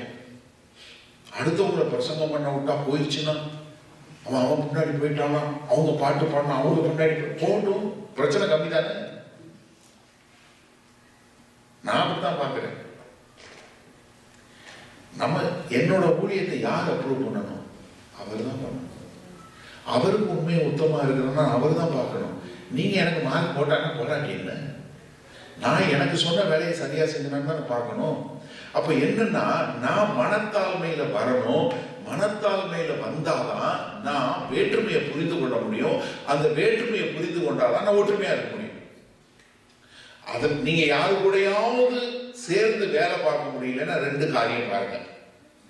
ஒண்ணு, உங்ககிட்ட மனத்தாழ்மை இருக்கா? 2வது, நீங்க ஆண்டவரோட சரியா இணைக்கப்பட்டிருக்கீங்களா இல்லையா? அப்படி இருந்தீங்கன்னா உங்களால வேற்றுமையில் ஒற்றுமை காண முடியும். தேவனுடைய ராஜ்யத்தை எடுத்து கட்ட முடியும். கடைசியில் என்ன ஆகும்? வேற வழி இல்லாம அவங்களும் திருந்தக்கூடியதா வரக்கூடிய காரியம் நடைபெறுவதை நான் பார்க்கிறேன். இல்ல வேறு தலைவர்கள் ஆண்டவர் எழுப்புறாரு. எப்படி சவுலை தெரிந்து கொண்டு சவுலை தள்ளி விட்டு தாவீதை ஏற்படுத்தினாரோ அது கூட இந்த கடைசி காலத்துல நிறைய தாவீதுகளை எழுப்பி கொண்டுதான் இருக்கிறார் ஆண்டவர் இன்றைக்கும் நிச்சயமா. ஏன்னா இப்ப நீங்க என்னோட பேக்ரவுண்ட் பாத்தீங்கன்னா, நான் பைபிள் காலேஜுக்கு போகல, நான் எந்த பைபிள் காலேஜுக்கும் போகல, நான் எந்த பாஸ்டர்டையும் கீழே வேலை பார்க்கல, நான் எந்த இதுலையும் போய் உட்காந்து இந்த தியாலஜின்னு ஒன்றும் கத்துக்கலவே இல்லை. ஆண்டவர் எல்லாம் கற்றுக் கொடுக்குறேன். நான் ஆண்டவர் கற்றுக்கொண்டதை வச்சு தான் நான் சொல்லி கொடுக்குறேன். இந்த மாதிரி என்னை மாதிரி நிறைய பேர் ஆண்டவர் எழுப்புறாரு. இப்போ நிறைய எங்கள் சபைகளில் உள்ள மக்கள் பூரா பார்த்தீங்கன்னா என்னை காட்டிலும் ரொம்ப அருமையாக பிரசங்கம் பண்ணக்கூடிய மக்கள் எனக்கு கீழே இருக்கிறாங்க. அவ்வளோ அருமையாக ஆண்டவர் உபயோகப்படுத்துறாரு. அந்த அளவுக்கு நாங்கள் அவங்கள நாங்கள் தேடுறது, நான் கற்றுக் கொடுக்குறத காட்டிலும் என்னை விட அதிகமாக அவங்க பிரசங்கம் பண்ணுறாங்க. எனக்கே ரொம்ப சந்தோஷமா, ஆச்சரியமாகவும் ரொம்ப அதிசயமாக இருக்குது. ரொம்ப நல்லா இருக்கு.